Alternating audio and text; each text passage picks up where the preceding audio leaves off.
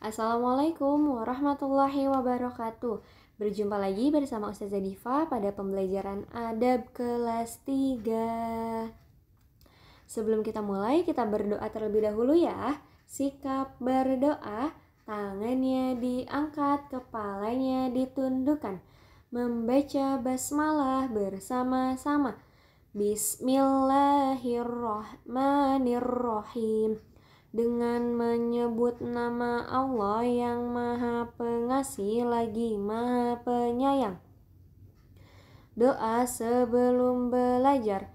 Rabbi zidni ilman warzuqni fahman. Ya Allah, tambahkanlah ilmu kepadaku dan berikanlah aku kefahaman. Amin. Teman-teman, hari ini Ustazah Diva akan membahas mengenai adab berbicara. Tidak bosan-bosannya Ustazah Diva dan mungkin guru-guru lain selalu mengingatkan untuk menerapkan adab ketika berbicara. Karena apa? Karena adab berbicara adalah suatu hal yang sangat penting. Karena jika kita tidak menerapkan adab berbicara, khawatir kita akan menyakiti perasaan orang lain. Khawatir kita akan membuat orang lain tidak nyaman dengan ucapan kita. Maka dari itu, Ustazah Diva selalu mengingatkan dan guru-guru lain pun selalu mengingatkan dengan memberikan pelajaran atau materi adab untuk berbicara. Adab berbicara ini terjadi atau dapat teman-teman lakukan kepada siapapun, kepada orang tua, kepada adik, atau kepada teman sebaya. Adab berbicara tidak memandang umur, baik umurnya di atas kita ataupun di bawah kita. Sebaiknya kita menggunakan adab ketika berbicara. Apa saja adab-adab berbicara? Mari kita simak pada slide selanjutnya. Yang pertama, jangan mengatakan apa yang tidak diketahui. Al-Mawardi dalam Adab Ad-Din wa Ad-Dunya halaman 123 berkata, jika kita tidak ada jalan untuk menguasai seluruh ilmu, maka tidak ada celah untuk jahil pada sebagiannya.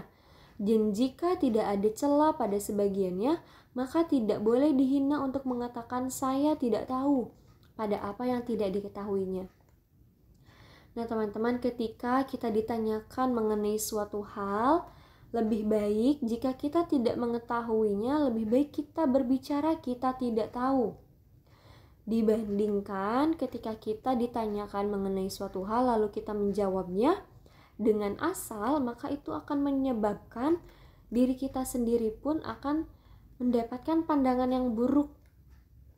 Bahkan lebih buruknya kita akan dianggap sebagai pembohong. Jika kita tidak mengetahui informasi tersebut lalu kita menjawabnya secara asal, maka kita sudah berbohong kepada orang tersebut. Maka lebih baik jika kita tidak mengetahui suatu informasi tersebut, lebih baik teman-teman ucapkan tidak mengetahuinya, dan teman-teman boleh menyarankan untuk bertanya kepada yang lebih ahlinya. Seperti itu. Yang kedua, wajib jujur dalam setiap perbuatan dan pembicaraan.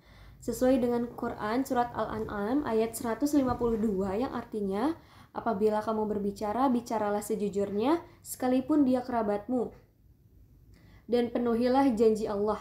Demikianlah dia memerintahkan kepadamu agar kamu ingat. Nah ini wajib berbicara jujur adalah untuk kita semua, sebagai pengingat semua bahwa berbicara jujur itu memang sedikit menyakitkan. Terkadang mungkin menyakitkan, tetapi berbeda menyakitkannya jika teman-teman berbohong atau jika teman-teman tidak mengetahui informasinya. Ini adalah suatu hal yang berbeda. Jika teman-teman berbicara jujur itu menyakiti perasaan orang tersebut, itu akan lebih baik. Karena apa? Karena lebih baik mereka mengetahui kejujurannya dibanding mereka tidak mengetahui kejujurannya.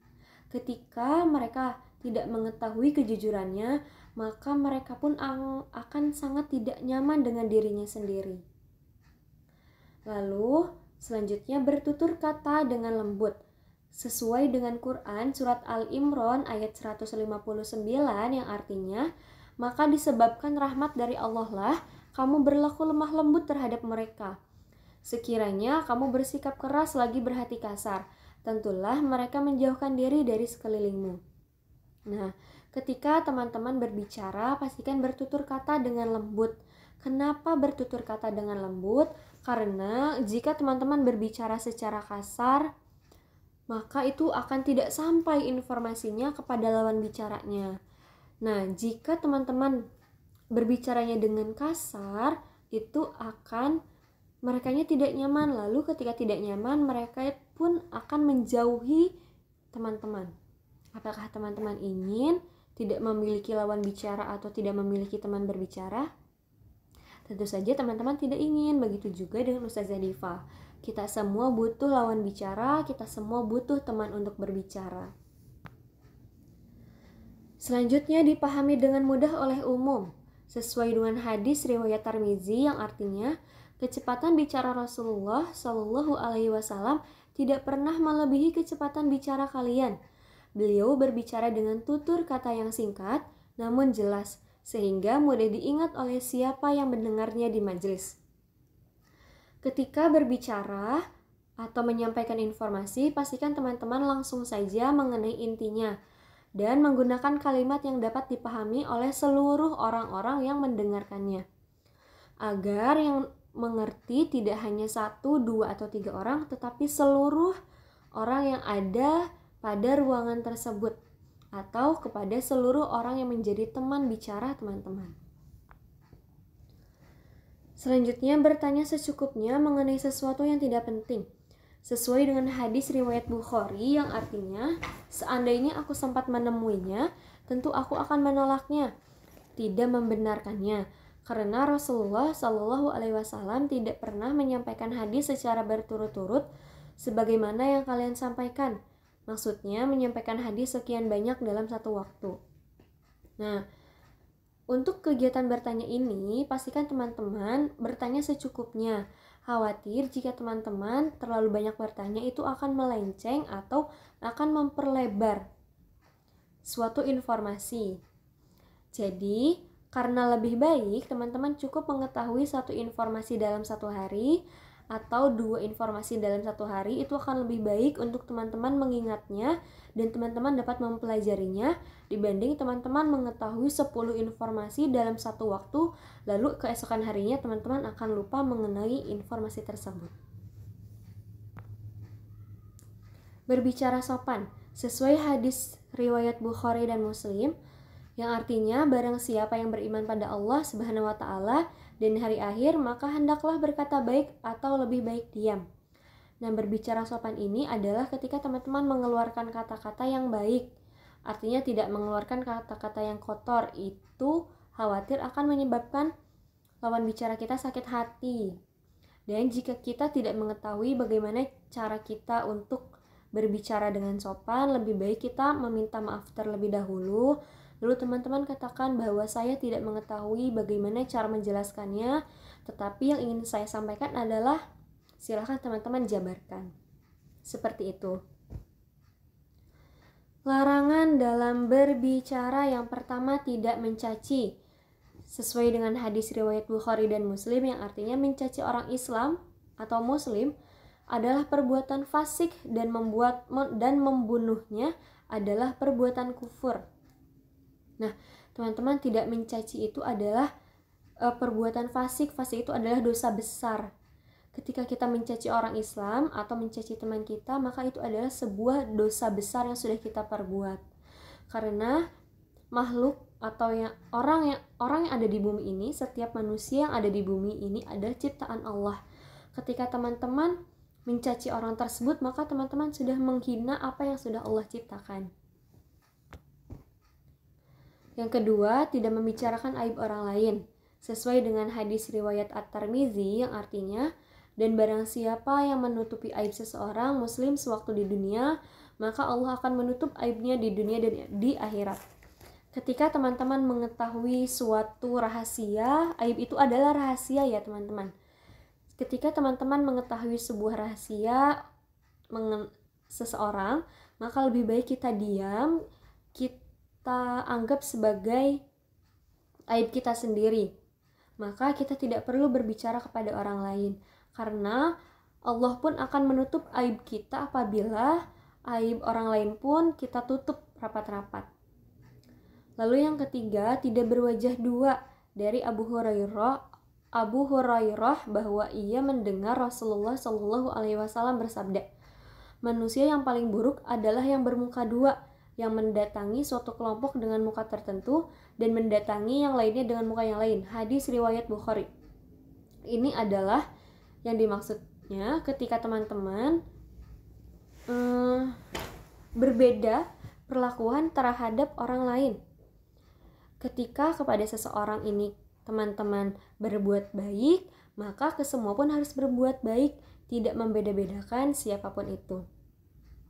Ketika teman-teman berbuat baik kepada Ustazah Diva, maka teman-teman pun di depan ataupun di belakang Ustazah Diva, teman-teman harus tetap berbuat baik, berbicara yang baik-baik.